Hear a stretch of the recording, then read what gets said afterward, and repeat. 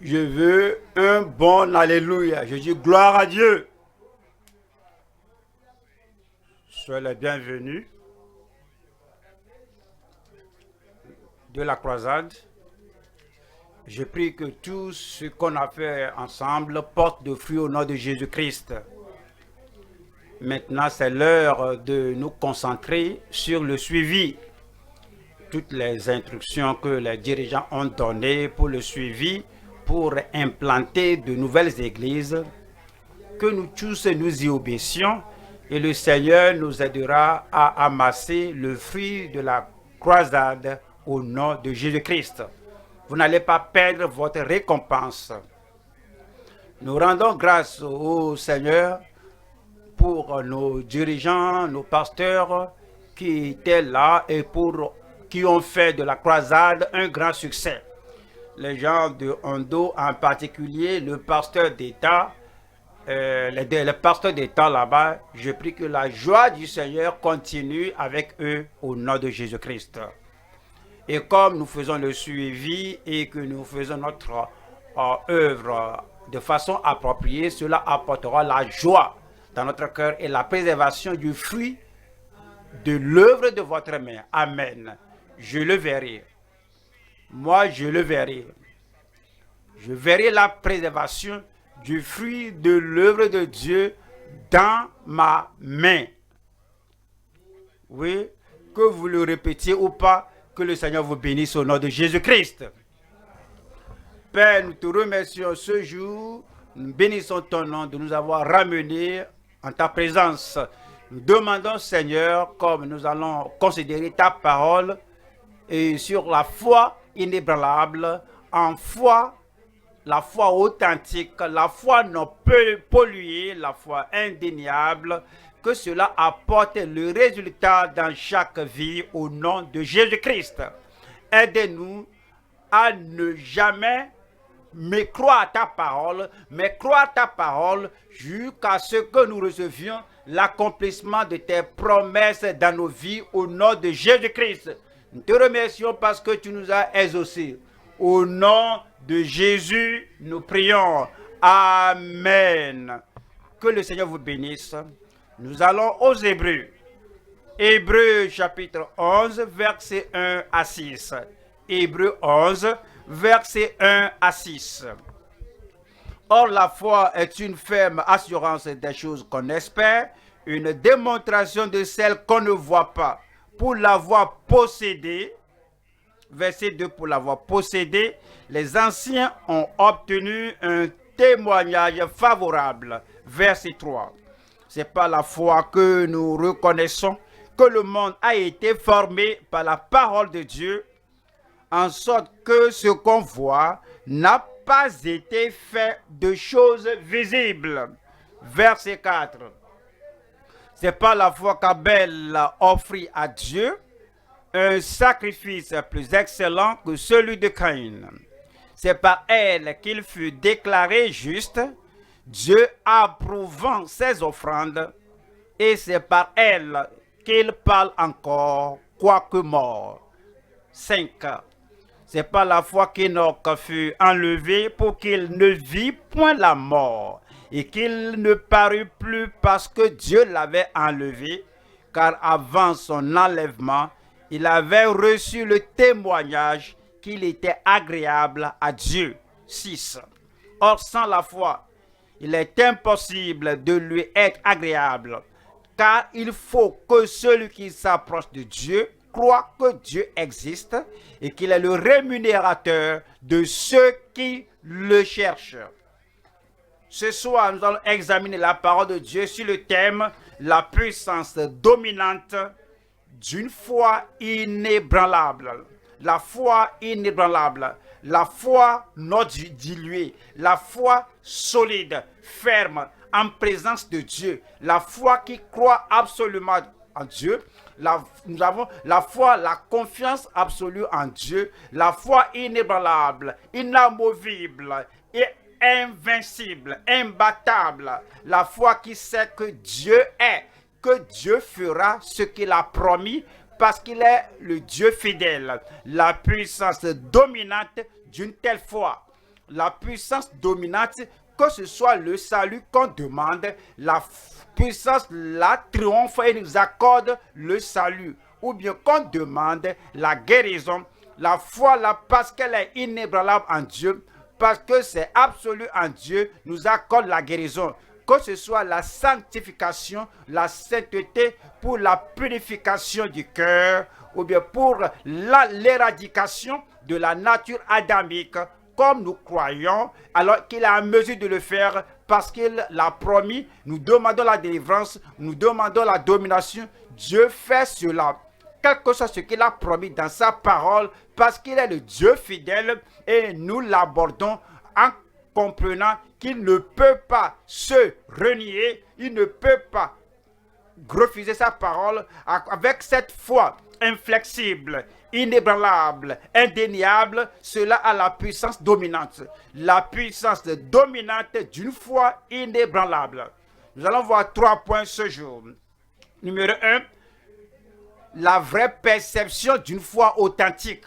La vraie perception, que vous compreniez, que vous sachiez, que vous perceviez, que vous compreniez au fond de votre cœur que voici une foi véritable. Et comme vous manifestez la foi véritable, le Seigneur vous exaucera. Deuxième point, le modèle imposant d'une foi indéniable, le modèle qu'on voit dans l'Écriture et que nous voyons en ce temps contemporain. Un modèle imposant, supérieur à toute idéologie.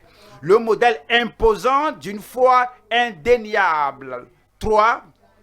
C'est la puissance triomphante d'une foi immortelle.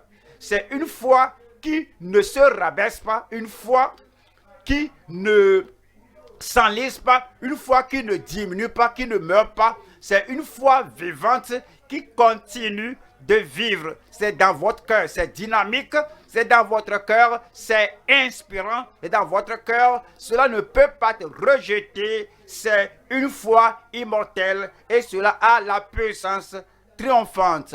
Allons au premier point. C'est la vraie perception d'une foi authentique. Hébreux chapitre 11, verset 1. Or, la foi est une ferme assurance des choses qu'on espère, une démonstration de celles qu'on ne voit pas. La vraie perception d'une foi authentique. Nous allons voir 3 choses ici. Premier sous-thème, la définition et la description d'une foi saine. 2. La décision et la démonstration d'une foi sincère. 3. La consécration et la diligence d'une foi continue. Première partie ici, c'est la définition et la description d'une foi saine. C'est dit en Hébreux 11.1. Or, la foi est une ferme assurance des choses qu'on espère. C'est comme lorsque vous avez acheté quelque chose, vous n'avez pas réellement vu ce que vous avez acheté, mais vous avez déjà le reçu dans votre main. Le reçu là, aussi petit qu'il soit, vous pouvez l'avoir en main.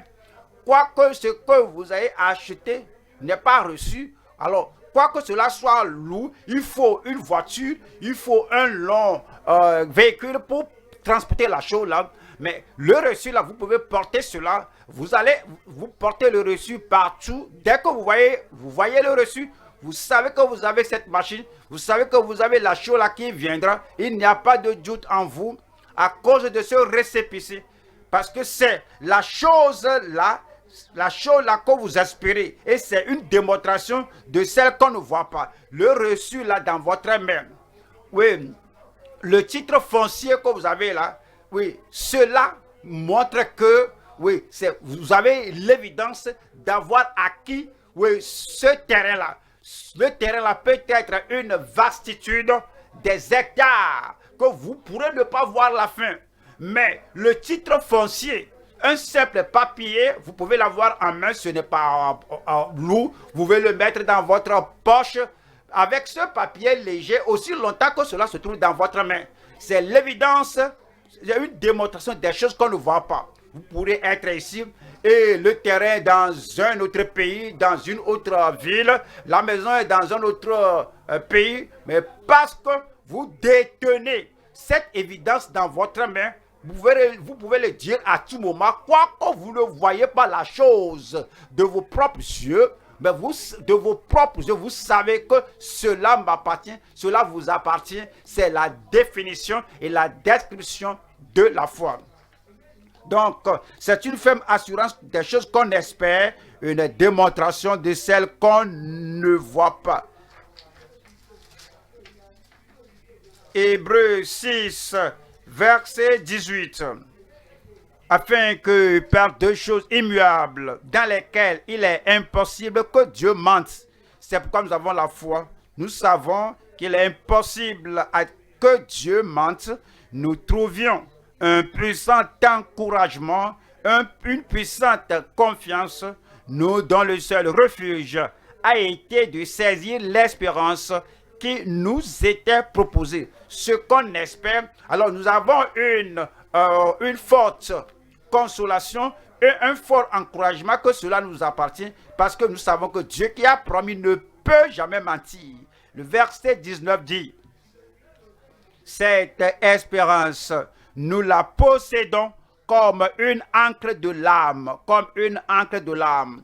Lorsque les bateaux sont ancrés au bord de la mer ou bien à marée, et le bateau, les vagues pourraient surgir, mais une fois ancré, cela équilibre le navire. Voyez, les orages de doute, des opinions, des idées. Et si cela n'arrive pas, tous ces orages viendront, mais parce que nous avons espérance en Dieu, sachant que notre Dieu ne peut jamais mentir, quels que soient les orages, quels que soient les doutes, alors c'est ancré dans le fait qu'il est impossible que Dieu mente.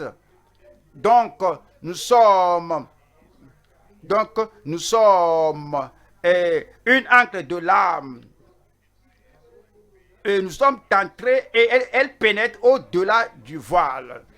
Et nous voyons que c'est par la foi que Moïse est entré, elle a abandonné Égypte.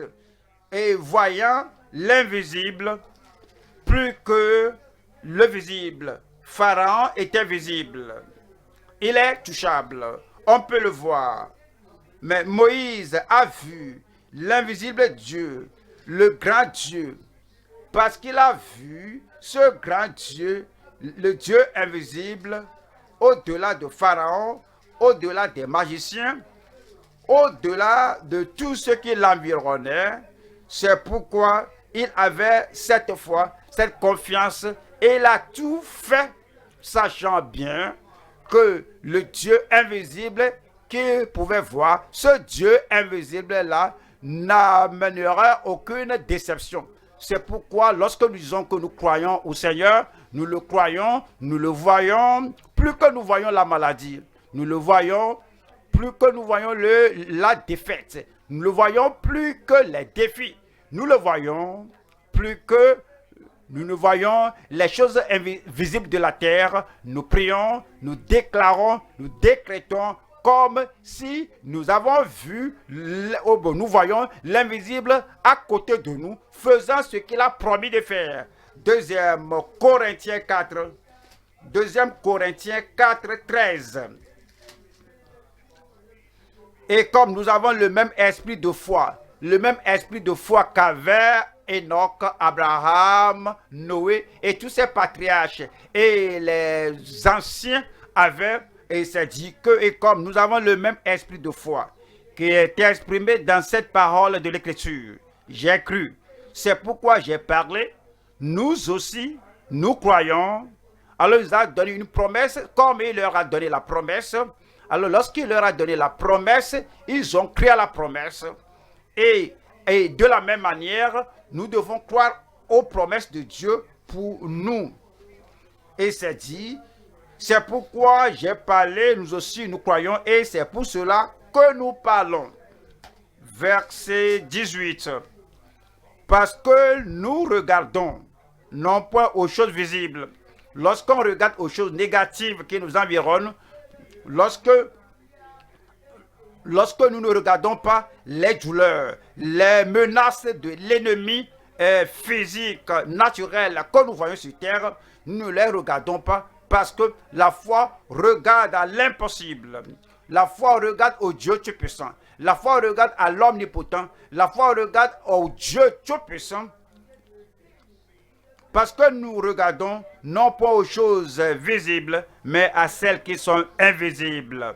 Car les choses visibles sont passagères. Ces choses sont éphémères. Ces choses vont disparaître. Et les invisibles sont éternels. Voyez la deuxième partie ici. C'est la décision et la démonstration d'une foi sincère. Lorsque nous avons foi, cette confiance, cette résolution que nous avons en Dieu, cela nous mènera à une bonne décision et nous appelle à nous repentir. On a foi en lui, on se repent. Alors il nous appelle à être juste. La foi que nous avons en lui nous conduira à agir et nous appelle à le servir de façon sacrificielle. La foi que nous avons en lui sans considérer nos obstacles, nos difficultés, les choses qui nous environnent, sans considérer les affaires, les doutes, ceci et là. Mais parce que nous avons cette foi en lui, la foi inébranlable, la foi ferme, la foi authentique, parce que nous avons cette foi en lui, une foi saine et sincère, alors nous serons en mesure de faire tout ce qu'il nous a appelé à faire, sans regarder en arrière. Hébreux 11, verset 1. Or, la foi est toujours pour le moment. Oui, l'espérance, c'est pour le futur. La foi, c'est pour maintenant. Or, la foi est une ferme assurance des choses qu'on espère, une démonstration de celles qu'on ne voit pas. Voyons les gens qui ont manifesté une telle foi, une foi authentique en la parole du Seigneur, une foi authentique en la révélation du Seigneur. 1er roi 19, 1er roi 19, 19, 1er roi 19, 19. Élie partit de là et il trouva Élisée, fils de Tshaphat, qui labourait. Il avait devant lui 12 paires de bœufs et il était avec la 12e. Élie s'approcha de lui et il jeta sur lui son manteau. Et il jeta sur lui son manteau. Vous vous rappelez bien, vous avez déjà, si vous lisez bien l'histoire, vous allez vous rappeler que Dieu a dit à Élie d'aller oindre Élisée pour qu'il ait le relais. Cela veut dire que Élie doit laisser ce qu'il faisait. C'est comme nous sommes appelés aujourd'hui à un service, à un pasteur, être aujourd'hui un pasteur en plein temps dans le ministère. Donc Élie n'a pas parlé, critiqué, argumenté, il n'a pas de motivation pour lui. Tout ce que Élie a pour lui-même, c'est de prendre le manteau et jeter-le sur lui. Ça, c'est le langage littéral, pratique, de façon littérale. Alors, mais Élisée a compris, mais Élisée ne connaissait rien de l'enlèvement d'Élie parce que c'est le futur. Il ne connaissait pas la possibilité de diviser le Jourdain. Ça, c'est le futur. Il ne connaissait rien des exploits et des miracles qui vont arriver au travers de lui. C'est le futur. Cependant, il a décidé, malgré le fait qu'il ne sache ce qui l'attend dans le futur, il a décidé. Il y a des gens aujourd'hui, ils attendent, oui, j'ai reçu l'appel de Dieu, j'ai vu que Dieu veut que je lui donne tout mon temps, toute ma vie, tous mes talents pour le servir, mais avant que je ne prenne la décision, dis-moi ce qui va arriver, parce que j'ai quelque chose que je fais maintenant. Regardez Élisée, et Élisée avait 12 bœufs, 12 paires de bœufs, et déjà il travaillait, c'est un homme d'entreprise. Cependant, il n'a pas douté, il n'a pas retardé que si je quitte, j'abandonne le connu pour l'inconnu, qu'est-ce qui va m'arriver? c'est là que la foi se présente. Alors il y a la décision et la démonstration d'une foi sincère. Ouais, le verset 20. Élisée, quittant ses bœufs, courut après Élie et dit, laisse-moi embrasser mon père et ma mère, et je te suivrai. Immédiatement, comme ça, certains entendent parler du salut de la repentance pendant des années. Ils ne se sont pas repentis, ils méditaient, ils calculaient, ils disent que peut-être, pour certains ici, au sujet de la sainteté, de la purification du cœur, ils l'ont entendu pendant des années, ils continuent de se consacrer. Est-ce que je vais le faire ou pas? Il y a des gens qui connaissent la doctrine du baptême, de l'immersion, de la puissance du Saint-Esprit. Vous recevrez une puissance. Ils ont entendu cela, ils connaissent les versets, ils l'ont entendu bien d'années, mais ils n'ont pas fait le pas pour être sanctifiés et être baptisés dans le Saint-Esprit. Certains savent parler de l'évangélisation, aller prêcher l'évangile à toute la création. Ils connaissent tout cela, mais ils n'ont pas commencé. Pour certains, entendre parler de la résurrection, voici ce qu'il faut faire pour amender la vie, afin d'avoir une conscience juste devant Dieu, devant l'homme, alors qu'il continue de tituber. Mais dans le cas d'Élisée, il a dit que laisse-moi d'abord, il a dit laisse-moi et embrasser mon père et ma mère et je te suivrai. Ce n'est pas que j'aille leur demander la permission, mais la décision est à vous. Si vous avez foi en Dieu, alors vous saurez que voici l'appel de Dieu et voici votre consécration, voici l'exigence de Dieu et voici votre décision, la décision de suivre. Et il dit, et je te suivrai. Élie lui répondit, va et reviens, car pense à ce que je t'ai fait. Verset 21.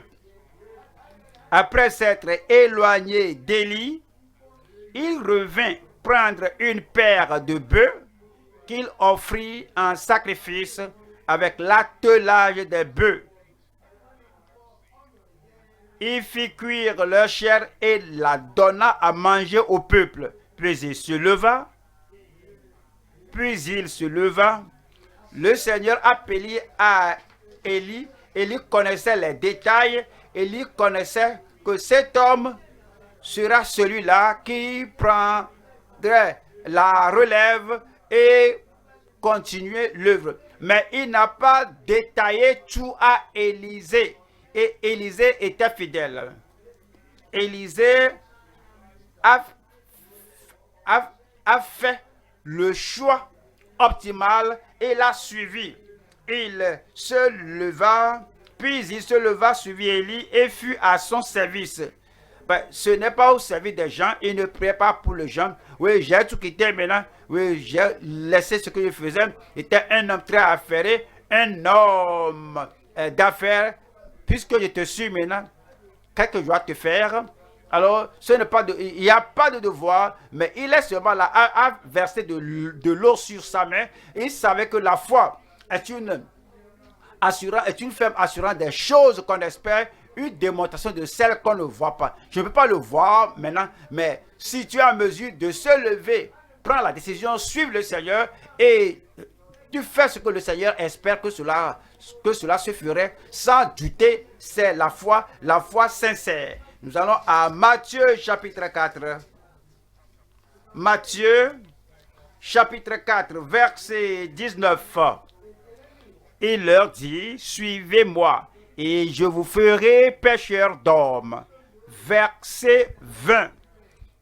Aussitôt, ils laissèrent les filets et le suivirent. C'est la décision. Si quelqu'un a foi en Dieu, la foi en Christ, la foi en la parole de Dieu, la personne serait un homme, une femme de décision. Vous devez abandonner quelque chose, abandonner le passé et abandonner ce à quoi vous êtes habitué ou bien ce avec quoi vous êtes familier et poursuivre Christ sur la base de la promesse du Seigneur. Et aussitôt, ils abandonnaient leurs filets et suivaient Christ. Matthieu 9, verset 9. De là étant allé plus loin, Jésus vit un homme assis au lieu des péages et qui s'appelait Matthieu. Il lui dit, suis-moi, suis-moi. Ceci-là, il n'y a pas une promesse qui s'attache à cela, il n'y a pas de prophétie, il n'y a pas de rémunération, il n'y a pas d'office, il n'y a pas de position, il n'y a aucune opposition, aucune autorité promise, seulement suis-moi. Et l'homme là était déjà un homme employé, un homme qui est lucrativement employé, mais il a entendu la parole de Jésus. Ceux qui ont la foi réelle et sincère en Christ, ils ne calculent pas. Ils ne le pensent pas à deux fois. Et si cela. Il venait de me dire seulement que, alors je dois lui poser certaines questions. Je dois avoir l'explication. Je dois avoir un point bien élucidé. Je dois avoir une compréhension des conséquences de le suivre. Suis-moi. Et cet homme se leva et le suivit. Dans votre vie en tant qu'enfant de Dieu, dans votre vie en tant qu'ouvrier dans la vigne du Seigneur, dans votre vie en tant que ministre, dans votre vie en tant que pasteur, dans votre vie en tant que serviteur du Seigneur, vous devez être toujours prêt. Que Dieu a dit, fais ceci et tu ne te demandes pas, en usant de mes expériences, de ma connaissance, en se référant aux expériences rétrospectives, je dois bien considérer, analyser bien les choses et détailler les choses. Je dois tout revoir, je dois être sûr que ceci là qui m'appelle à faire, si cela sera profitable pour moi. Non, ces gens qui ont suivi le Seigneur là, ils ont vu par la foi. Dans le futur, ils savaient que ce à quoi le Seigneur les appelle, c'est quelque chose qui va leur profiter ici sur terre et là dans l'éternité. Il nous appelle au salut, nous avons répondu. Il nous appelle à la sanctification, nous y avons répondu. Il nous appelle à être immergés de la puissance d'en haut, nous y avons répondu. Il nous a appelés à suivre la parole, à obéir à la parole, nous y avons répondu par la foi, sans aucun délai. Ce que le Seigneur dit, c'est que la parole que le Seigneur vous adresse exige une consécration concrète, le zèle pour le Seigneur et mettre tout pour dire Seigneur, je vais te suivre. Est-ce que tu as commencé? Est-ce que tu as suivi? Ou bien tu continues de lire la Bible, tu écoutes la parole et la chose là est toujours là. Quand est-ce que tu vas manifester la foi et décider et démontrer que tu as la foi sincère en le Seigneur? Voilà la troisième partie, le troisième sous-thème ici. Nous allons voir ici la consécration et la diligence d'une foi continue. Une foi continue. La foi est saine, la foi est sincère et la foi est continue. Hier, vous avez la foi. Aujourd'hui, vous avez toujours la foi. La foi continue. Demain, vous continuez avec le Seigneur. La foi continue. Les vents peuvent souffler. Ces vents-là ne vont pas emporter ta foi. Les épreuves qui surgissent ne vont pas piétiner cette foi. Et les expériences de cette vie que vous faites ne vont pas essouffler et détruire votre foi à cause de ceci, à cause de cela. Je dois être très prudent maintenant. Je dois être très circonspect. Je dois bien voir avant de sauter. Je dois exercer et la prudence à cause de ce que j'ai vu dans le passé. Si tu as la foi en Dieu, cette foi-là est bien soutenue. C'est une foi continue. C'est une foi solide. Revenons à Hébreux chapitre 1, verset 2. Verset 1 du moins. Or, la foi est une ferme assurance des choses qu'on espère, une démonstration de celles qu'on ne voit pas. Une démonstration de celles qu'on ne voit pas. Hébreux 11, verset 8. C'est par la foi qu'Abraham, lors de sa vocation, obéit et partit pour un lieu qu'il devait recevoir en héritage et qu'il partit sans savoir où il allait. Il partit sans savoir où il allait. Bien de fois, les hommes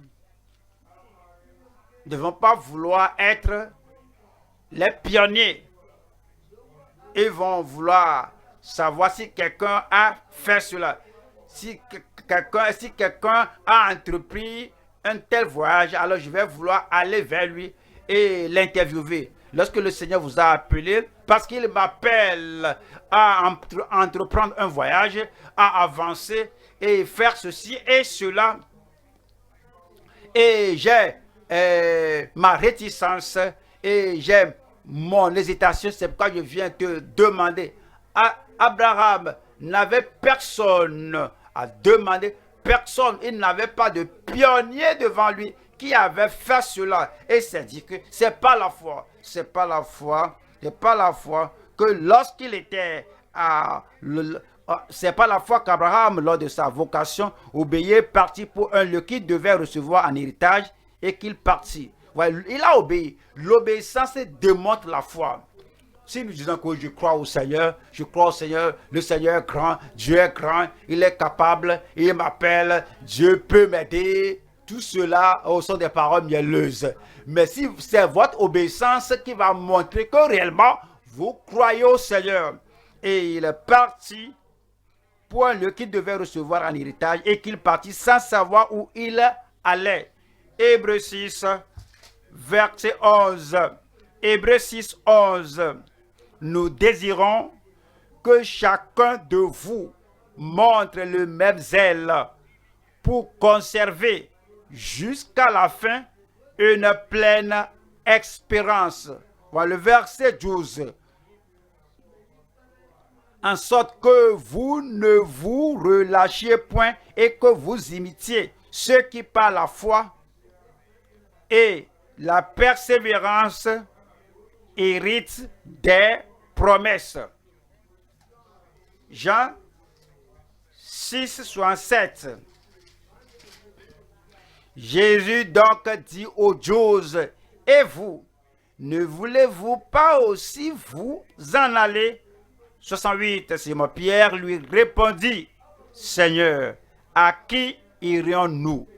Tu as les paroles de la vie éternelle. Verset 69.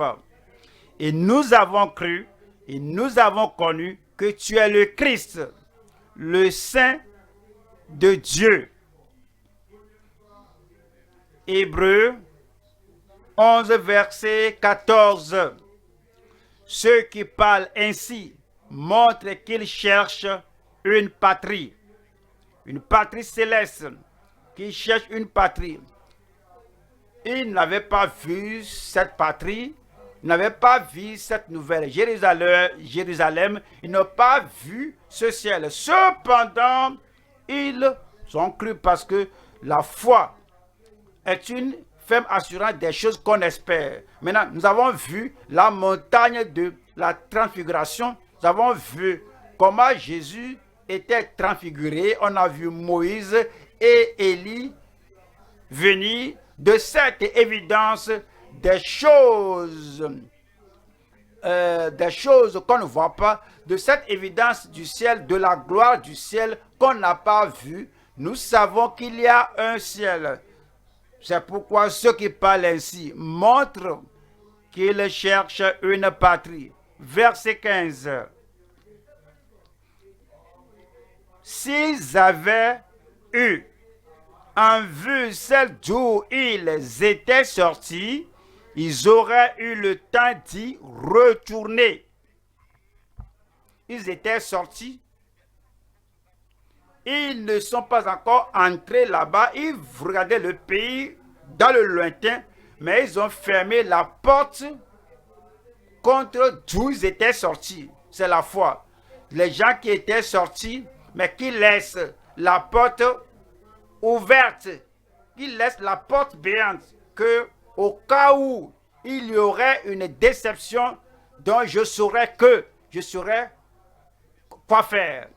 Et il y a des gens qui sortent, mais ils ferment la porte et gardent la clé au cas où le chemin deviendrait plus rugueux que je le pense, au cas où la chose ne serait pas agréable comme je l'imaginais, j'ai encore la clé et ils retournent.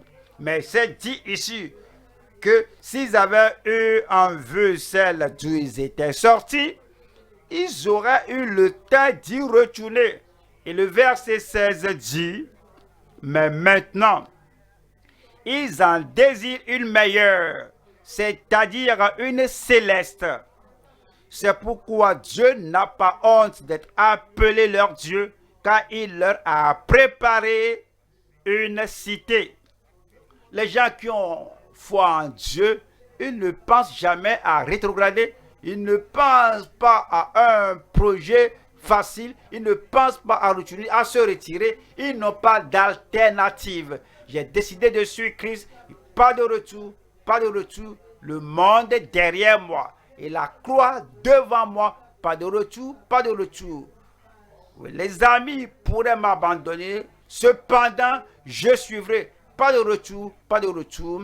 Alors ils ont détruit le pont derrière eux et ils ne pensent pas que si ceci n'arrive pas, si cela n'arrive pas, ils savent que les promesses de Dieu seront accomplies pour eux. Donc il n'y a pas de retour. Les gens qui se retirent, ils se retirent pour se perdre. Ils se retirent à leur vomissement. Ils se retirent au mal du monde. Mais ceux qui ont la foi, sachant que quelles que soient les tempêtes, cela prendra fin, les défis prendront fin un jour. Alors ils vont sur le Seigneur, advienne que pourra, donc ils ne se retirent jamais. Je prie que vous soyez l'un de ces gens au nom de Jésus-Christ. Alors au deuxième point maintenant, le modèle imposant d'une foi indéniable. Le Seigneur nous a donné le modèle. Nous avons Abel, nous avons Enoch, nous avons Abraham, nous avons Noé, nous avons Sarah, nous avons Isaac, nous avons Jacob, nous avons Joseph, nous avons Rahab. Nous avons tous les héros de la foi, alors qu'ils sont là pour nous. Mais ils ont suivi le Seigneur. Ils avaient connu des défis, des difficultés, mais ils savaient que Dieu est Dieu. Que Dieu est le rémunérateur de ceux qui le cherchent. À cause de cela, alors ils ont continué sans regarder en arrière. Je ne vais pas regarder en arrière. Je ne vais pas regarder en arrière. Parce que quels que soient les défis qui se présenteraient, Dieu est plus grand que tous les défis. Hébreux chapitre 11, verset 2. Pour l'avoir possédé, les anciens ont obtenu un témoignage favorable. Verset 3. C'est par la foi que nous reconnaissons que le monde a été formé par la parole de Dieu, en sorte que ce qu'on voit n'a pas été fait de choses visibles. Verset 4. C'est par la foi qu'Abel offrit à Dieu un sacrifice plus excellent que celui de Caïn. C'est par elle qu'il fut déclaré juste, Dieu approuvant ses offrandes. Dieu approuvant ses dons, ses offrandes, ses sacrifices, et c'est par elle qu'il parle encore quoi que mort. Nous allons voir trois sous-thèmes ici. 1. L'obtention d'un témoignage favorable à travers la foi des anciens. 2. La justice gracieuse observable par une foi excellente. 3. L'offrande de dons et de ressources avec une fidélité exemplaire. Première partie, l'obtention d'un témoignage favorable à travers la foi des anciens.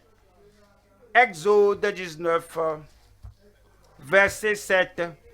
Exode 19, verset 7. Moïse vint appeler les anciens du peuple et il mit devant eux toutes ces paroles comme l'Éternel lui avait ordonné.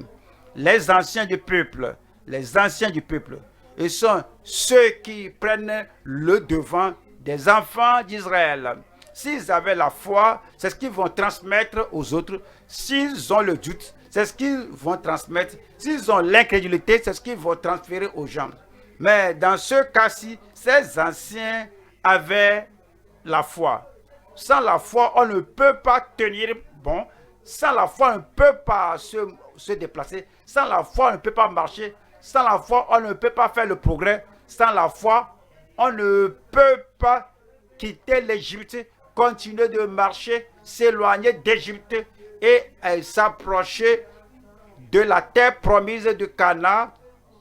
Donc, Moïse alors est venu à ses anciens et il leur a parlé, il leur a déclaré toutes les paroles que l'Éternel lui avait ordonnées.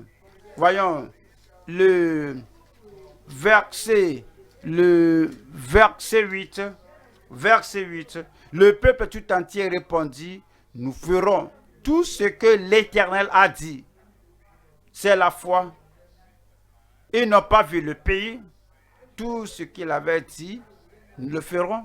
Il dit que faites ceci et vous allez hériter cela. Alors il dit que tout ce qu'il a dit, nous le ferons. Qu'il leur a ordonné que voici le chemin à emprunter. Si vous prenez ce chemin, vous allez arriver à ce que je vous donne. Et il répondit, nous ferons tout ce que l'Éternel a dit. C'est ce que le Seigneur espère. Il donne des conditions, les conditions d'héritage. Il donne les promesses de Dieu. Et nous le disons, Seigneur, nous ferons tout ce que l'Éternel a dit. Parfois difficile, parfois cela présente des défis, parfois c'est facile, parfois c'est un peu plus grand que la grâce qu'on avait dans le passé, mais nous ferons tout ce que l'Éternel a dit. C'est ce que le Seigneur espère. Par sa grâce, par sa force, par la foi en lui, nous allons obéir à sa parole au nom de Jésus-Christ. Hébreux 24, 1. Hébreux 24, 1. Josué assembla toutes les tribus d'Israël à Sichem et il convoqua les anciens d'Israël. Les anciens d'Israël, ses chefs, ses juges et ses officiers. Et ils se présentèrent devant Dieu. Devant Josué et devant Dieu, ils étaient conscients que Dieu était là. Et tout ce qu'ils entendaient, alors ils entendaient cela de la parole de Dieu. Et ils ont bien répondu. Verset 31. Israël a servi l'Éternel pendant toute la vie de Josué et pendant toute la vie des anciens qui survécurent à Josué. C'est la foi. Josué avait la foi. Il a transféré aux anciens et les anciens n'ont pas diminué cette foi. Ils n'ont pas dilué cette foi. Ils n'ont pas sali cette foi. Et les anciens ont pris l'entité de la foi dans un contenu saint, sincère. Ils sont restés fidèles au Seigneur et tous les jours, tous les anciens qui survécurent à Josué et qui connaissaient tout ce que l'Éternel avait fait en faveur d'Israël. 1 Pierre 5, verset 1. 1 Pierre 5, 1. 1 Pierre 5, 1. Voici les exhortations que j'adresse aux anciens qui sont parmi vous, moi ancien comme eux, témoins des souffrances de Christ et participants de la gloire qui doit être manifestée. Les apôtres étaient des anciens, Pierre était un ancien, ces prophètes, ces évangélistes étaient des anciens.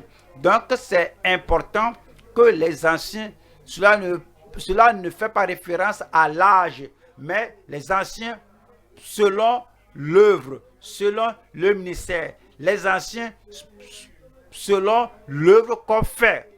Et les anciens, et la grande chose dans les anciens, c'est que on a foi en Dieu et on permet à cette foi d'être transférée aux autres qui suivent.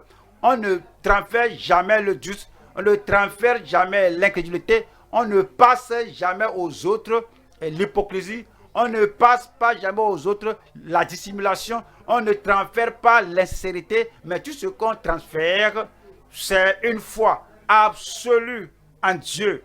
Voyons, la deuxième partie ici, cela parle de la justice gracieuse observable par une foi excellente. Hébreux chapitre 11, verset 3. Hébreux 11, verset 3.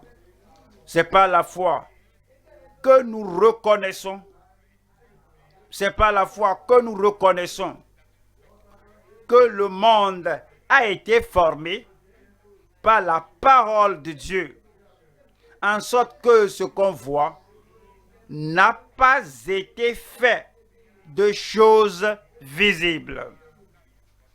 Au verset 4, c'est pas la foi qu'Abel, comprenez, Abel n'avait jamais connu une autre personne pour entendre son témoignage, comment la personne était sauvée, comment ses péchés étaient pardonnés, comment sa nature a changé, comment elle est devenue juste dans le Seigneur. Néanmoins, le Seigneur l'a inscrit dans son cœur, comment offrir un sacrifice plus excellent au Seigneur.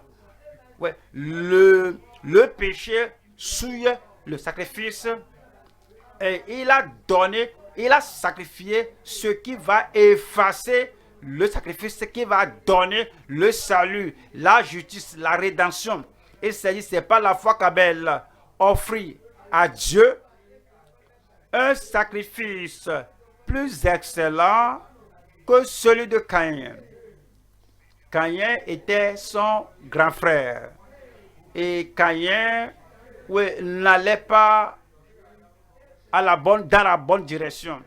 Et Abel n'a pas dit que c'est mon grand frère, mais je le suivrai. Non, tu as la révélation de Christ qui est mort pour toi à la croix de Calvaire, que comme tu crois implicitement au Seigneur, tu seras pardonné, tu seras sauvé, ta vie sera transformée. Quel que soit ce que font les autres, alors moi, je traverse la révélation du Seigneur. Ce n'est pas la foi qu'Abel offrit à Dieu un sacrifice plus excellent que celui de Caïn. C'est par elle qu'il fut déclaré juste. C'est le sang versé de l'agneau, le sang répandu du sacrifice qui a purifié son cœur et il a reçu le témoignage d'être juste.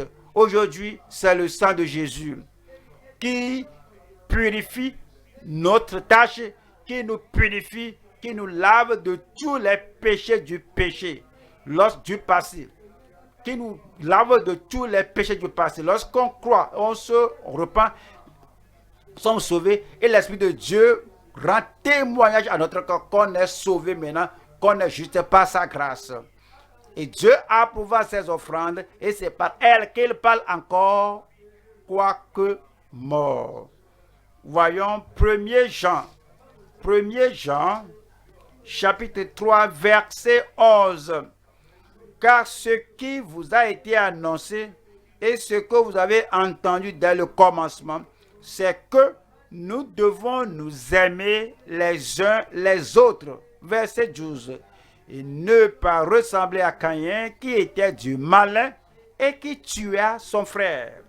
Et pourquoi le tua-t-il? Parce que ses œuvres étaient mauvaises.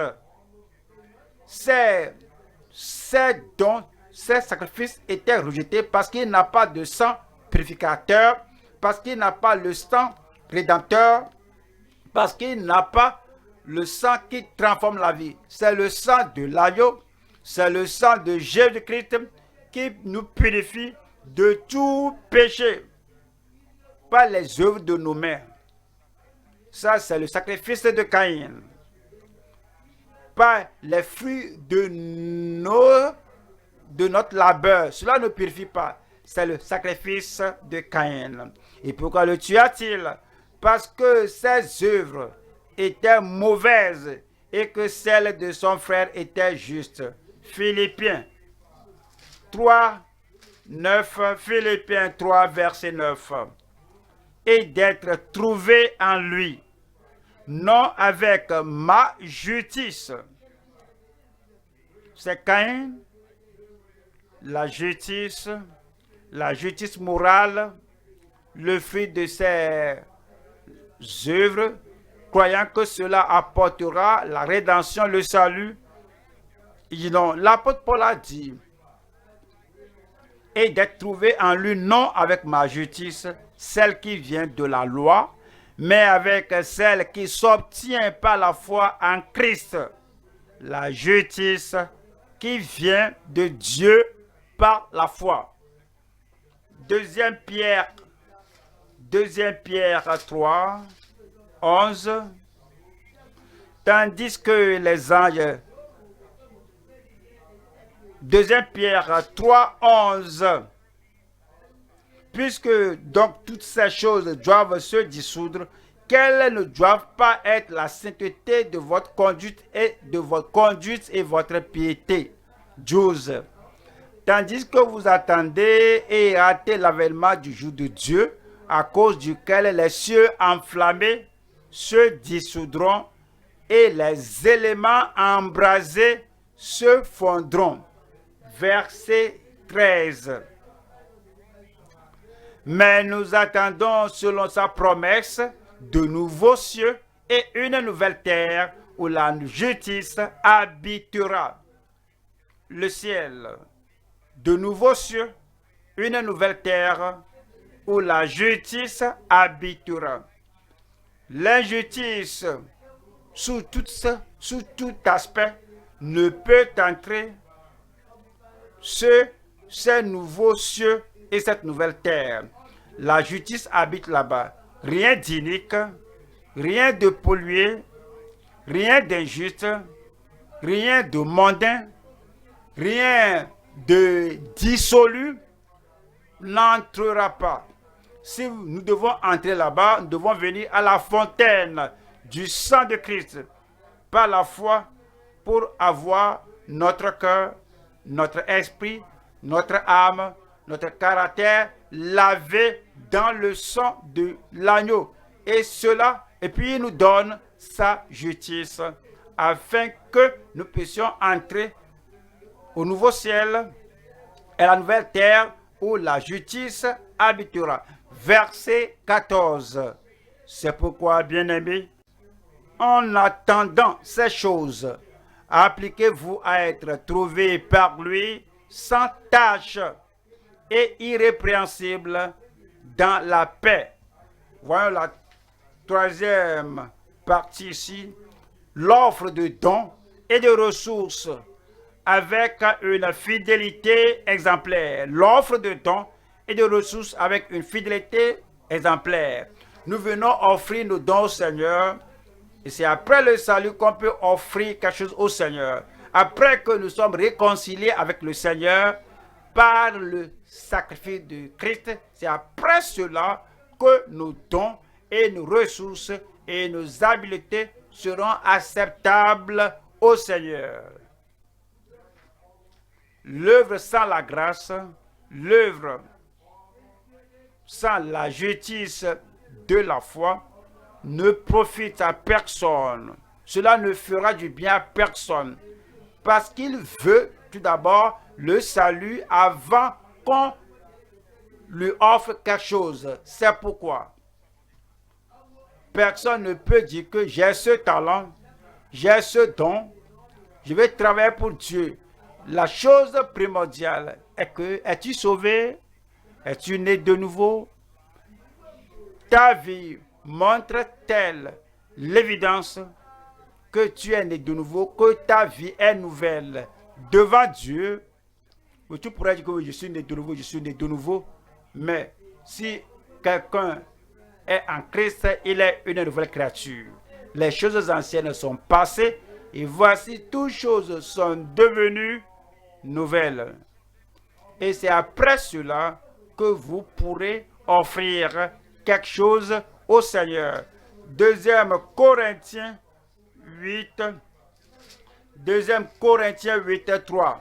Ils ont, je l'atteste, donné volontairement selon leurs moyens et même au-delà de leurs moyens, nous demandant avec de grandes instances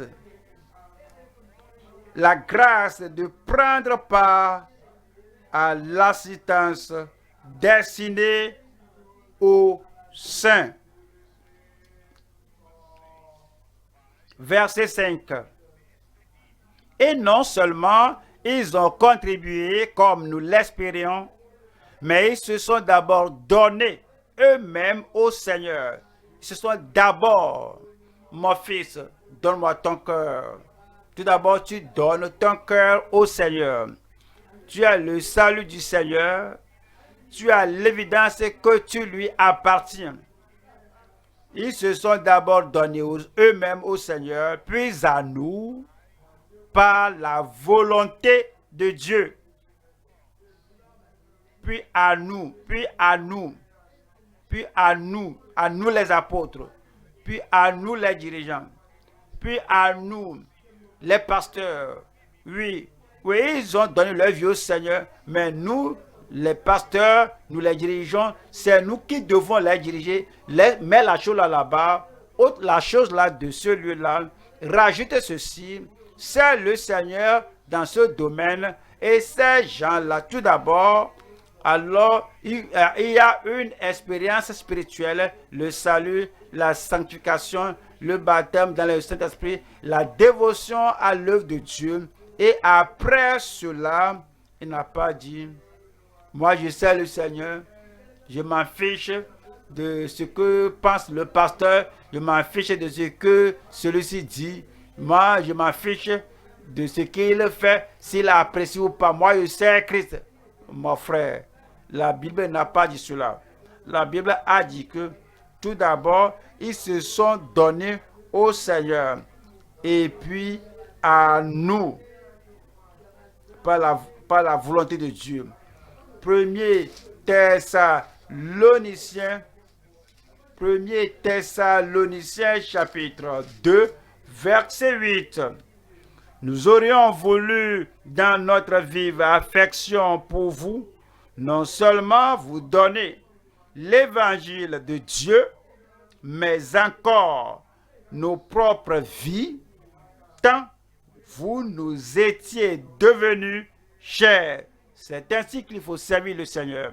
L'apôtre Paul disait aux croyants thessaloniciens qui leur étaient précieux que si vous servez le Seigneur, si vous servez une assemblée, l'assemblée là vous serait, si vous servez l'assemblée là vous sera vraiment précieuse. Vous allez servir vous savez servir les gens là et les gens vont apprécier et parce que vous les aimez. Verset 9.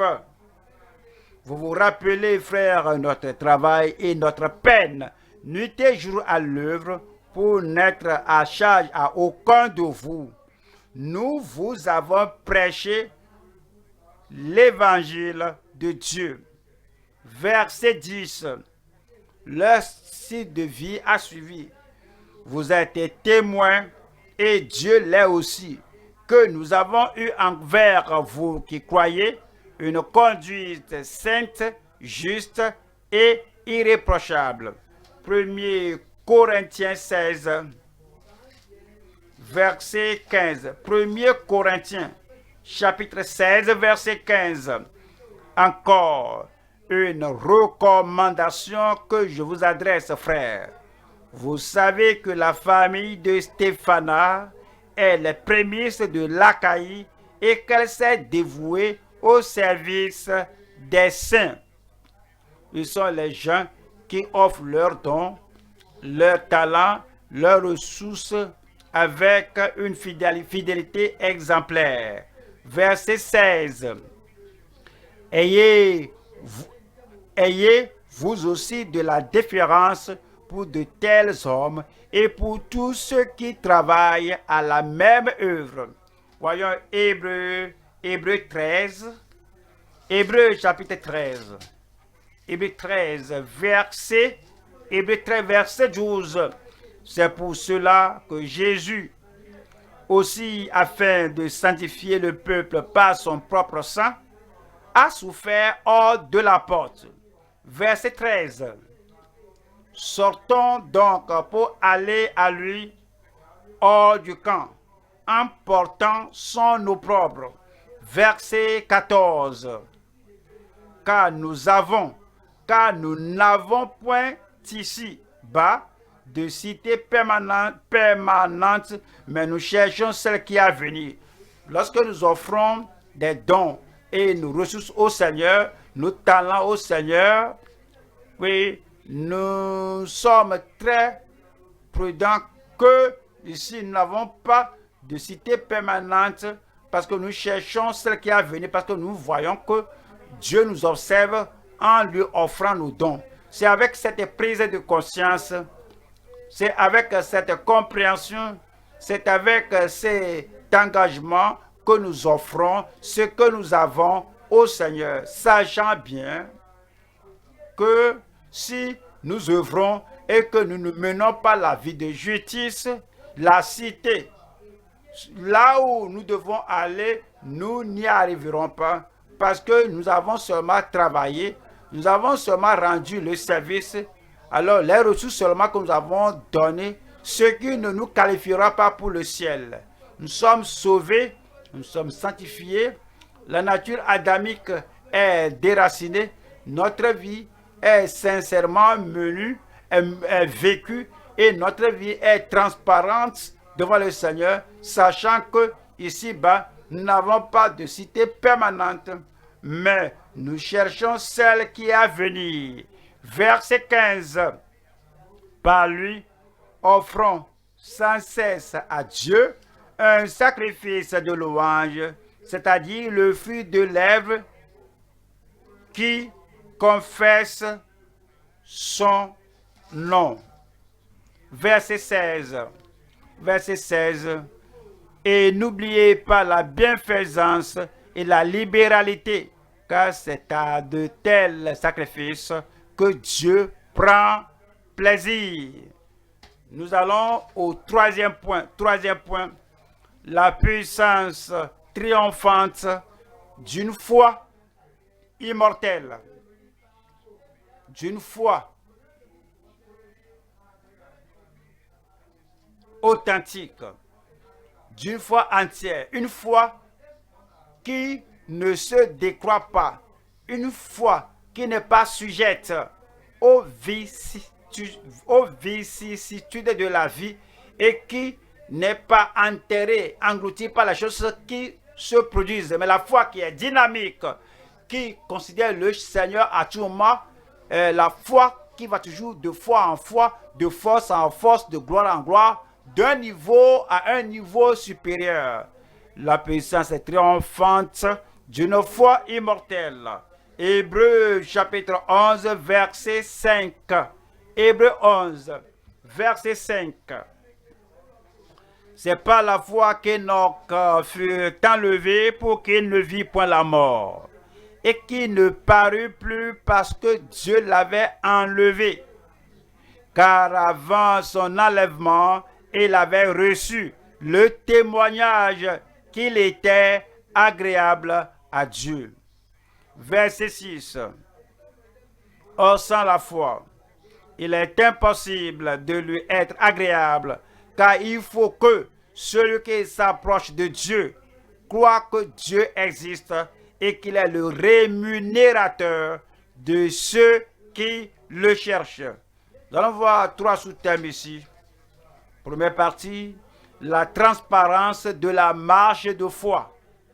2. La véracité de son œuvre dans la fidélité. 3. L'enlèvement du digne dans sa communion. Première partie, la transparence de la marche de foi. Hébreux 11, 5.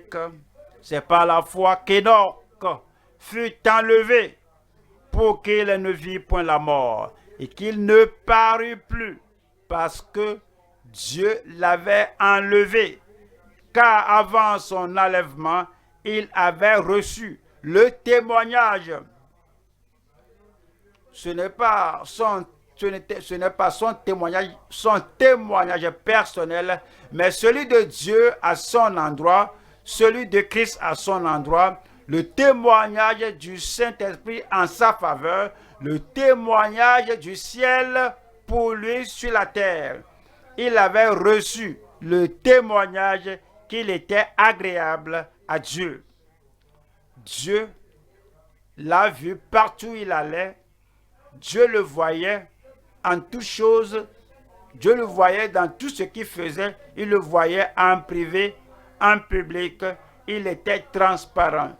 Il n'y avait rien à cacher à cause de cette marche à cause de cette transparence de la marche de foi. Le Seigneur l'a enlevé de la terre au ciel sans voir la mort. Genèse chapitre 5. Genèse 5 verset 22. Enoch, après la naissance de Méthusélah, marcha avec Dieu 300 ans et il engendra des fils et des filles. Verset 24. Enoch marcha avec Dieu. Puis il ne fut plus, parce que Dieu le prit. Est-ce que vous marchez avec Dieu comme Enoch? Êtes-vous transparent? Êtes-vous irrépréhensible? Êtes-vous saint? Juste? Est-ce que le ciel vous regarde en public et en privé? Direz-vous qu'il n'y a rien de dissolu, d'ignoble dans votre caractère, dans votre acte? Il a marché avec transparence devant le Seigneur. Romains 13, 13. Romains chapitre 13, verset 13. Marchons honnêtement comme en plein jour, loin des excès et de l'ivrognerie, de la l'usure et de l'impudicité, des querelles et des jalousies. Verset 14. Mais revêtez-vous du Seigneur Jésus-Christ et n'ayez pas soin de la chair pour en satisfaire les convoitises. 1 Jean chapitre 2 verset 5. Mais celui qui garde sa parole, l'amour de Dieu est véritablement parfait en lui. Par là, nous savons que nous sommes en lui. Verset 6. Celui qui dit qu'il demeure en lui doit marcher aussi comme il a marché lui-même. Allons à la deuxième partie ici, la véracité de son œuvre dans la fidélité. Est-ce que vous savez que Enoch a travaillé pour Dieu, Enoch a prophétisé, Enoch a prêché, il a déclaré la pensée de Dieu au peuple. Oui, il a fait cela. Voyons Jude 14. Jude 14. C'est aussi pour eux qu'Enoch le septième depuis Adam, a prophétisé en ces termes. Voici, le Seigneur est venu avec ses saintes myriades. Verset 15. Pour exercer un jugement contre tous, Enoch n'a pas caché que le jugement viendra. Finalement, il était enlevé avant le déluge. Mais tous ces méchants, ces violents, ces personnes iniques, ces personnes dépravées, toutes ces personnes qui faisaient le mal continuellement devant le Seigneur, comme Enoch a prophétisé que le jugement viendra, le jugement était finalement arrivé. Nous devons marcher, nous devons œuvrer fidèlement pour le Seigneur. Nous ne devons pas cacher les normes du Seigneur des gens. Nous ne devons pas dissimuler le jugement à venir des gens. Nous ne devons pas cacher la punition, le châtiment et la perdition du péché aux gens. Nous devons œuvrer avec transparence et avec fidélité devant le Seigneur, et que la vérité de la parole sorte de nous vers les gens. C'est ainsi qu'Enoch a servi. Il a dit que le Seigneur viendra et viendra pour exercer un jugement contre tous et pour faire rendre compte à tous les impies parmi eux de tous les actes d'impiété qu'ils ont commis et de toutes les paroles injurieuses qu'ont proférées contre lui des pécheurs impies. Et puis le verset 16 dit, ce sont des gens qui murmurent, qui se plaignent de leur sort, qui marchent selon leur convoitise, qui ont à la bouche des paroles hautaines, qui admirent les personnes par motif d'intérêt. Le Seigneur nous a donné la parole et le Seigneur veut que nous la déclarions sans crainte et sans faveur. 1er Thessaloniciens 5, 14. 1er Thessaloniciens 5, 14. Nous vous en prions aussi, frères, avertissez ceux qui vivent dans le désordre. Et ainsi qu'Enoch avait averti les gens de sa génération. Consolez ceux qui sont abattus, supportez les faibles, usez de patience envers tous. Verset 21. Mais examinez toutes choses, retenez ce qui est bon. Verset 22. Abstenez-vous de toute espèce de mal. C'est ainsi qu'Enoch l'avait fait, c'est ainsi qu'il a mené sa vie. C'est pourquoi il était en mesure d'aller là-bas. Il est toujours là-bas au ciel, étant parti sans voir la mort. Verset 23. Que le Dieu de paix vous sanctifie lui-même tout entier, et que tout votre esprit, tout votre être, l'esprit, l'âme et le corps soit conservé irrépréhensible lors de l'avènement de notre Seigneur Jésus-Christ. 24. Celui qui vous a appelé est fidèle, et c'est lui qui le fera. Il le fera. Je dis, il le fera. Colossiens 1, 28. Colossiens 1, 28. C'est lui que nous annonçons, exhortant tout homme et instruisant tout homme en toute sagesse, afin de présenter à Dieu tout homme devenu parfait en Christ. C'est notre engagement, c'est notre commission, c'est notre consécration. Verset 29. 29 dit, c'est à quoi je travaille. C'est à quoi je travaille avec transparence, avec vérité, avec fidélité. C'est à quoi je travaille en combattant avec sa force qui agit puissamment en moi. Ézéchiel 3, Verset 18. Quand je dirai aux méchants, tu mourras, si tu ne l'avertis pas, si tu ne parles pas pour détourner le méchant de sa mauvaise voie et pour lui sauver la vie, ce méchant mourra dans son iniquité. Et je te redemanderai son sang. Verset 19. Mais si tu avertis le méchant et qu'il ne se détourne pas de sa méchanceté et de sa mauvaise voie, il mourra dans son iniquité. Et toi, tu sauveras ton âme. Verset 20.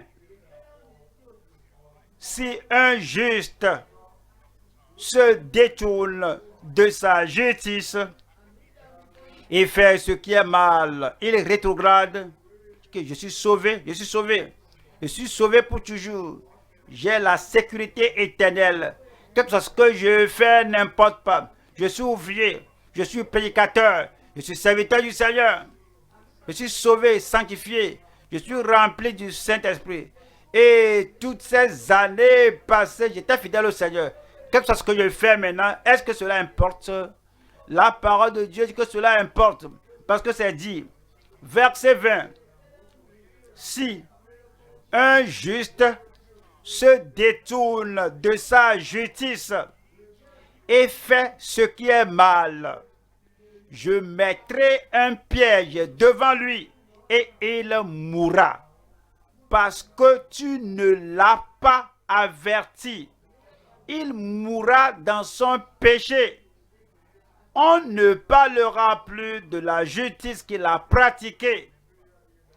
Et je te redemanderai son sang. Verset 21. Mais si tu avertis le juste de ne pas pécher et qu'il ne pêche pas, il vivra parce qu'il s'est laissé avertir et toi tu sauveras ton âme. Allons à la troisième partie. Voyons l'enlèvement du digne dans sa communion. L'enlèvement de celui qui est digne dans sa communion. Nous restons dans la communion du Seigneur. Pour être dans la communion du Seigneur, nous menons la vie comme il le veut. Deux personnes ne peuvent pas être ensemble à moins qu'ils ne soient consentis. Enoch a été en communion avec Dieu et Dieu l'a enlevé. La même chose s'applique pour nous qui attendent l'enlèvement des saints. Nous menons une vie de transparence devant le Seigneur. Hébreux 11, verset 5. C'est par la foi qu'Enoch fut enlevé pour qu'il ne vit point la mort, et qu'il ne parut plus parce que Dieu l'avait enlevé. Car avant son enlèvement, il avait reçu le témoignage qu'il était agréable à Dieu.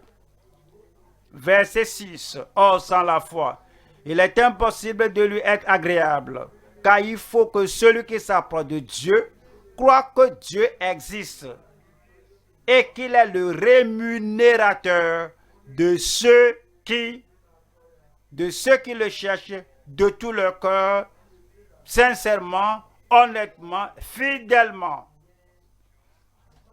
1 Jean 1, 5. 1 Jean 1, verset 5.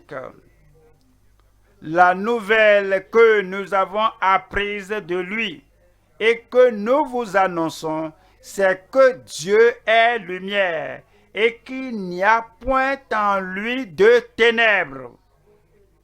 Verset 6. Si nous disons que nous sommes en communion avec lui et que nous marchons dans les ténèbres, nous mentons et nous ne pratiquons pas la vérité. Si nous disons que nous sommes sauvés, que nous sommes en communion avec Dieu Et lorsque l'enlèvement aura lieu, nous serons au ciel, mais sous le couvert.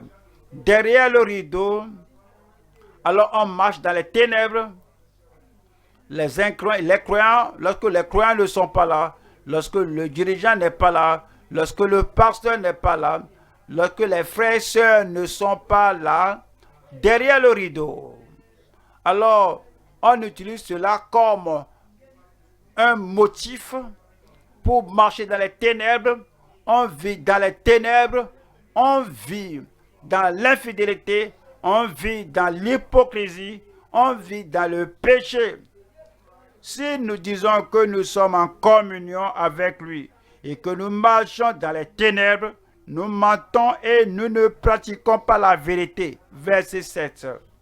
Mais si nous marchons dans la lumière, comme il est lui-même dans la lumière, nous sommes mutuellement en communion, et le sang de Jésus, son Fils, nous purifie de tout péché. Apocalypse chapitre 3. Apocalypse 3, verset 4.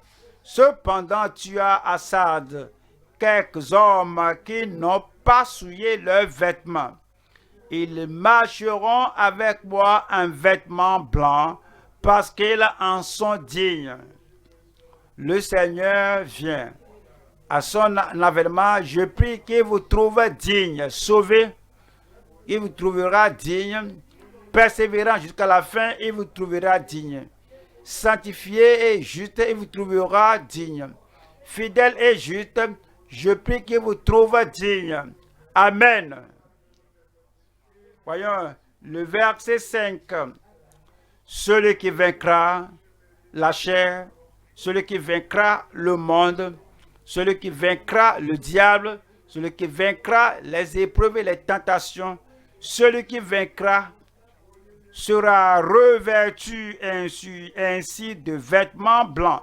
Je n'effacerai point son nom du livre de vie, et je confesserai son nom devant mon Père et devant ses anges. Verset 6. Que celui qui a des oreilles entende ce que l'Esprit dit aux églises. Il y a le ciel, il y a le paradis, il y a de nouveaux cieux, il y a les nouveaux cieux et la nouvelle terre. Seuls les justes, seuls ceux qui sont sauvés, qui sont justes, qui seront là. Et la foi est une ferme assurance des choses qu'on espère et une démonstration de celles qu'on ne voit pas. Pour l'avoir possédé, les anciens ont obtenu un témoignage favorable.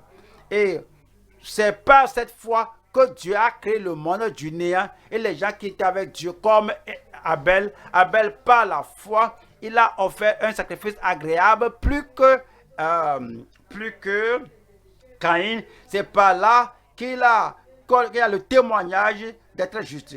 Et c'est par la foi qu'Enoch a été enlevé afin de ne pas voir la mort. Avant son enlèvement, Dieu a rendu témoignage de lui qu'il était agréable à Dieu. Maintenant, c'est notre tour. Abel mène la voie, Abraham mène la voie, tous mènent la voie. Et nous, c'est pas la foi. Nous, maintenant, nous devons nous rappeler que sans la foi, il est impossible de lui être agréable. Tous ceux qui viennent à Dieu pour le salut, pour la sanctification, pour la sainteté, pour la justice, tous ceux qui viennent à Dieu pour présenter quelque chose à Dieu, doivent croire que Dieu existe et qu'il est le rémunérateur de ceux qui le cherchent. Alors, il ne veut pas qu'on le cherche avec le cœur partagé, avec la froideur, avec l'hypocrisie, mais que tout notre cœur, tout ce qu'on a au-dedans de nous, cherche le Seigneur, et que ceux qui cherchent le Seigneur, selon sa parole, le trouveront. Vous le trouverez. Je dis, vous le trouverez. Et il vous aidera, il vous qualifiera pour cette cité glorieuse en haut là, au nom de Jésus. Tenons-nous debout maintenant et parlons au Seigneur. nous avons entendu la part de Dieu. Et ces gens que nous avons lus ici, ils ont entendu la part de Dieu et ils ont suivi le Seigneur. Ouvrons notre bouche maintenant et parlons Seigneur. Et cherchez le Seigneur avec ferveur, et cherchez le Seigneur avec diligence, et cherchons le Seigneur de tout notre cœur, de toute notre âme. Cherchez le Seigneur honnêtement et avec diligence, afin qu'on soit trouvé qualifié par lui. Ouvrez la bouche et parlez au Seigneur en prière. Qui vous entende prier, vous ne méditez pas, vous devez prier. Cherchez le Seigneur. Cherchez le Seigneur quand il est proche. Invoquez-le lorsqu'il est disponible pour vous.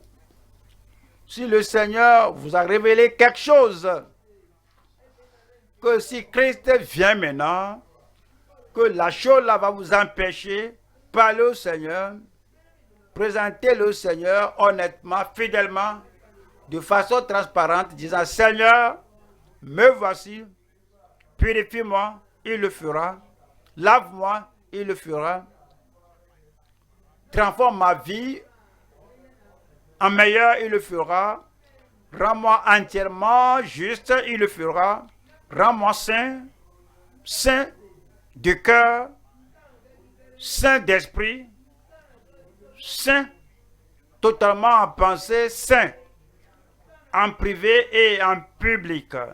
Le Seigneur le fera.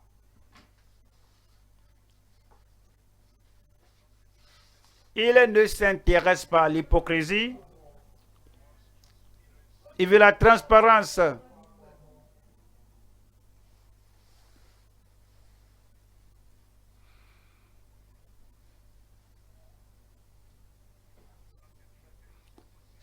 Il ne s'intéresse pas à la supposition. Oui, je crois que le Seigneur s'intéresse à une dévotion véritable et réelle. La consécration au Seigneur, la décision pour le Seigneur, la véritable foi, la foi pratique en Dieu. Pas la foi pour la guérison. La foi pour la fermeté. La foi pour la sainteté quotidienne, la sainteté pratique, la justice au boulot, la justice au bureau, au lieu public, à la maison, loin de la maison.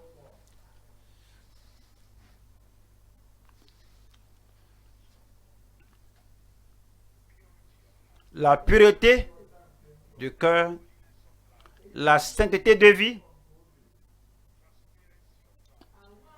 la transparence, une vie de transparence, rien à cacher, rien d'ignoble, rien de mauvais.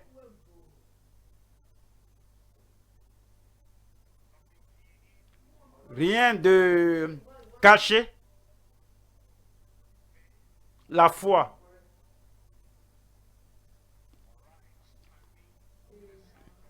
La foi pour une bonne position devant le Seigneur. La foi pour réclamer les promesses de Dieu.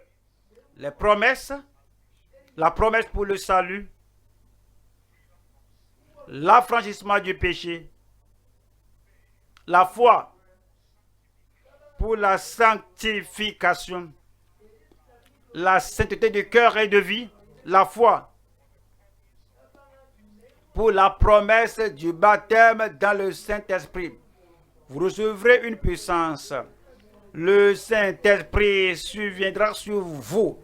La foi pour le service. Servir le Seigneur de façon agréable à lui.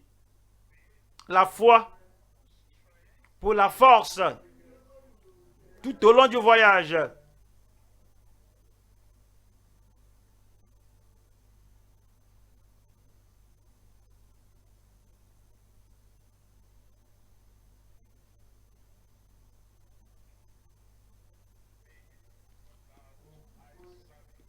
La foi sans un service hypocrite.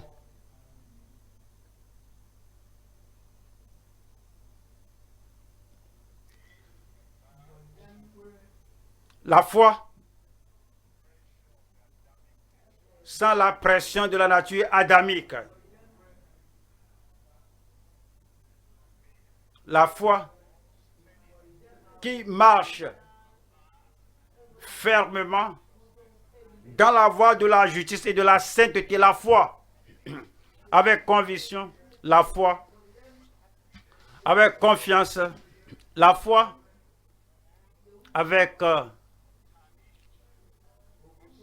avec une consécration entière et sans tâche devant le Seigneur. La foi avec diligence, une soumission absolue, la foi avec une soumission entière au Seigneur. Ils se sont donnés au Seigneur et puis à nous par la volonté de Dieu. Un bon témoignage à travers la foi. Les gens qui vous connaissaient, le ciel qui vous connaît, Dieu qui vous connaît, alors rend un bon rapport de vous. Que votre foi est réelle. Que votre foi est authentique.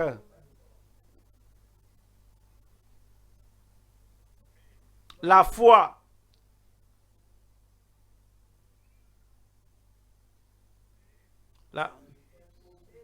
la foi qui vit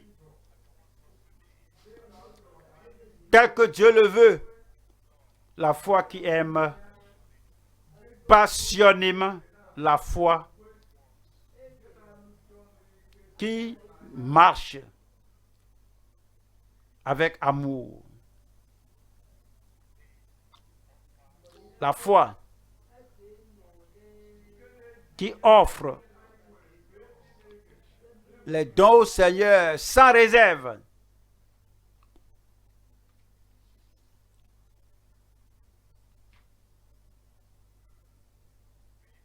La foi qui offre nos ressources, nos talents au Seigneur. Avec toute diligence et consécration. La foi qui nous fait vivre avec transparence en marchant par la foi, en marchant dans la fidélité. La foi qui nous garde dans la fidélité avec le Dieu saint du ciel. Pas de culpabilité dans le cœur. Pas de condamnation dans le cœur. Pas de mécontentement au Seigneur, déplaisir au Seigneur. Une vie désignée par Dieu, une vie approuvée par le Seigneur, une vie appréciée, acceptée par le Seigneur. Une vie prête pour l'enlèvement, prête pour être prise pour le ciel, prête pour l'avènement du Seigneur.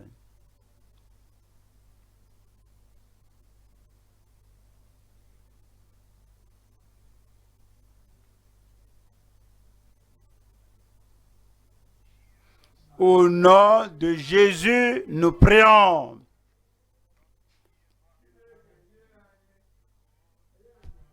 Puisse le Seigneur vous donner une réponse irréversible à vos prières au nom de Jésus. Père, nous te remercions, nous te bénissons. Merci pour la révélation de ta parole. Merci Seigneur pour la parole que tu nous as donnée comme rappel. La valeur de cette parole, le trésor de la foi. Une fois encore, nous prions Seigneur que tout ce que ta parole a promis, que la foi fera dans notre vie. Nous te soumettons cette vie. Nous te consacrons cette vie et nous t'offrons notre vie sans réserve. Que tes promesses s'accomplissent dans chaque vie au nom de Jésus-Christ. Le salut affirmé, la sanctification confirmée, la puissance du Saint-Esprit dans chaque vie au nom de Jésus-Christ. Une vie sans tache, une vie sans ride, une vie sans hypocrisie, une vie sans dissimulation, une vie sans injustice, entièrement juste, consacrée à toi, sainte, acceptable, agréable devant toi, accorde cette vie à tout le monde au nom de Jésus-Christ. Et la puissance pour te servir de façon profitable, la puissance pour te servir afin que plusieurs viennent au travers de notre ministère. Donne cela à toute personne au nom de Jésus. Le jour ou la nuit, en public ou en privé, partout qu'on se trouve, accorde-nous, Seigneur, une vie prête pour l'enlèvement. Que Seigneur, lorsque le Seigneur viendra, que nous ne soyons pas disqualifiés. Nous avons parlé de l'enlèvement aux autres, le ciel aux autres, le paradis aux autres. Ce lieu-là, aucun d'entre nous ne le ratera au nom de Jésus-Christ. Aidez-nous à continuer de persévérer pour te servir, à résister à la tentation, en menant une vie de justice et de sanctification tous les jours de notre vie jusqu'à la fin au nom de Jésus-Christ. Confirme ta bénédiction dans chaque vie. Nous te remercions parce que tu nous as exaucés. Au nom de Jésus, nous prions.